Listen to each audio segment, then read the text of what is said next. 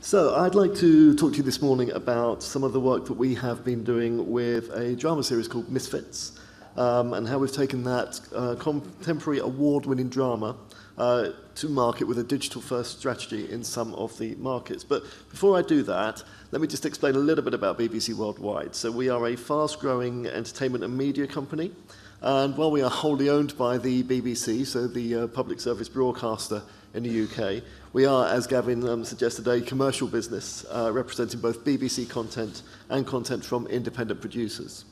So as you can see from the slide, we are a multidiscipline company. I work for the division called Sales and Distribution, which is the largest distributor of finished television content outside of the big US studios. And in terms of our digital performance, well, I'm not allowed to give any figures today because our annual review isn't published until July. But what I can tell you is that we have had a particularly strong year and seen remarkable digital growth for TV content in the digital space. So what is Misfits? Well, Misfits is multi-award-winning comedy drama.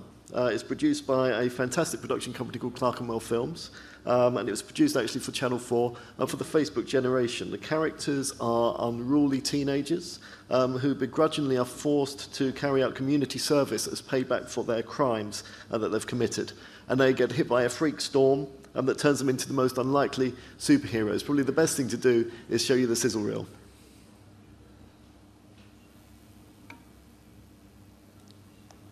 Or maybe we won't. Let's try clicking that again.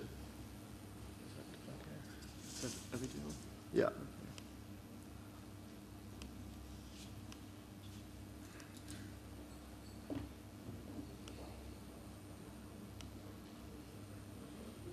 Okay, no problem if we can't. We can carry on without.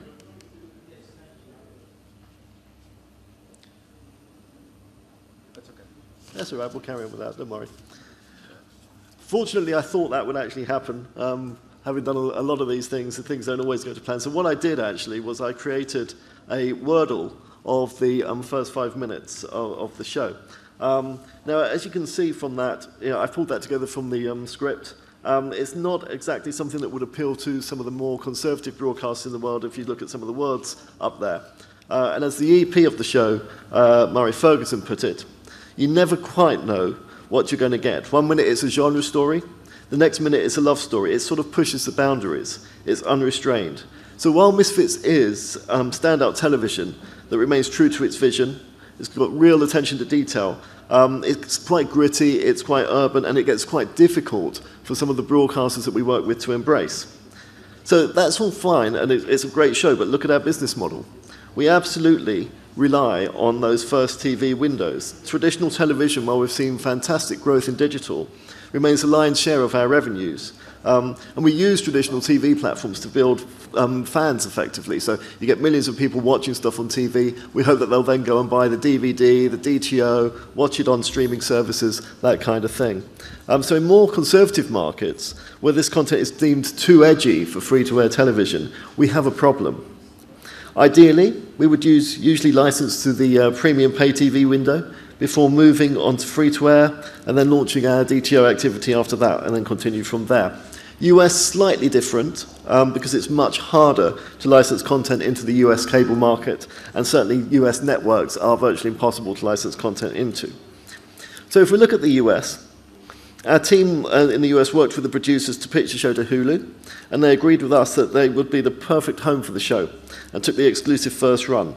They really got behind this show. So Hulu promoted the show, and they drove press coverage that equated to 1 billion unique page impressions for online coverage, generated 325 news stories in a 4-month period alone, and had a PR value of around about $500,000. In fact, I think it's the only show that we've launched in the US that has actually gone up on the billboards in Times Square. So we launched in June, and unfortunately, again, I'm not allowed to give you the exact numbers, but they were and still are incredibly impressive. For the launch of each season on Hulu in the US, we were the #1 show on the platform, and Misfits is one of the top 50 shows of all time on Hulu. As Andy Forsell said, it gets you early and makes you want to tell your friends about it. So I think what's really a real testament to the success of the show is that the cable stations have now opened their door to it, and we've now licensed the second window to Logo in the US, so a real turnaround of our business model. So this got us thinking.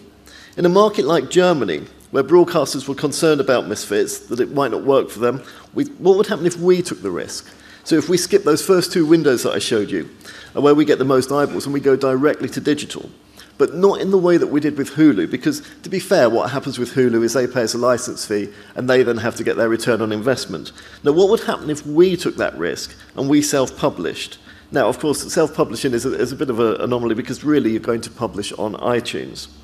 We have a very successful iTunes business and a good relationship with Apple. So our route to market was never going to be a problem here, but what it did mean was that we had to accept some risks. So usually the economics of our world is if we dub a program, we amortize that cost across the TV windows. We didn't have the TV windows anymore.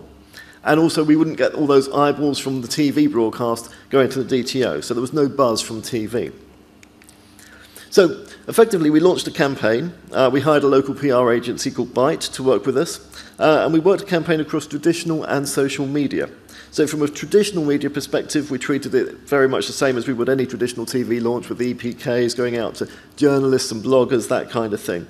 But what was different was that we also optimized our YouTube channel. So every year we get 4 million German views on our YouTube channel. So we optimized this by setting up a YouTube playlist of some of our clips dubbed into German. This promoted the new Misfits German Facebook page that Byte built for us, with our digital marketing team contributing content. And we then made that page the first place that clips would be published for those that liked us. We also ran some competitions and a basic game app which had some quizzes in, that kind of thing. And of course, whenever you launch an app on Facebook, people have to sign up and they then sort of refer their friends. So it really snowballs quite quickly. We built some cross-promotional Twitter feeds where we ran a series of Twitter-only interviews with some of the talent running over a number of days. And of course, we needed a call to action, which sat on our Facebook page so we can very simply push people to iTunes and to the free download of the first episode.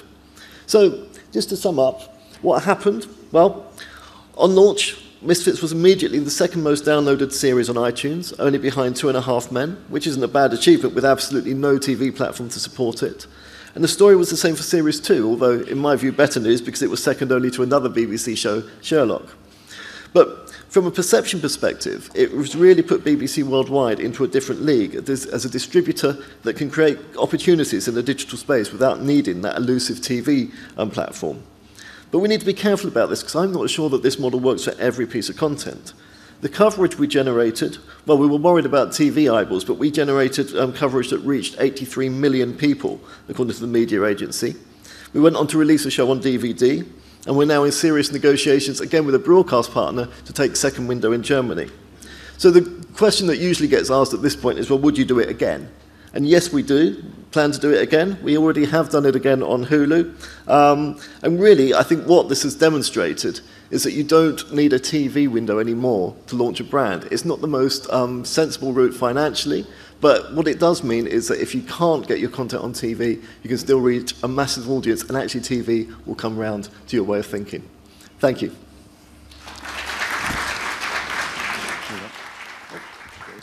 Thanks, Gary. I want to talk to you quickly about cannibalization. Sure. The biggest problem facing big, giant media companies is they have all this content and they have a very set, decades-long distribution platform. Mm-hmm. Sell it to a TV broadcast, get the territorial rights, get lots of money.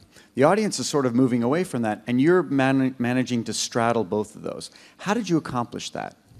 I think a lot of it is just being bold enough to experiment. I mean, effectively, the way that our business works is that we invest in rights up front, and then it's up to us to find the best way of monetizing those rights. So in a way, Misfits was quite an easy debate to have, because if the traditional broadcasters find something too difficult to schedule, then it gives us guys in digital a real platform just to go out and play and see what we can do. But you're right, it is about sort of trying to push the boundaries with broadcasters and actually trying to get them on side. I don't think the two medias have to be exclusive. Right, and when you saw the opportunity with Misfits, mm-hmm. How did you determine that this was the opportunity to go for digital? I think it was, to be honest, it was either that or nothing, quite honestly. In the traditional age, if you don't get that first TV pickup, nothing else is going to happen with that brand. So we could have either let it sit there, and then I would argue we're not really doing our job for the producers, Clerkenwell Films, or we can say, well, okay, that's the situation we're in. What can we do that's innovative to turn this around? And I think a brand like Misfits, because it is very sort of young, focused, quite urban, is perfect for a digital audience. I think if you were taking a big costume drama, you might have a bigger problem.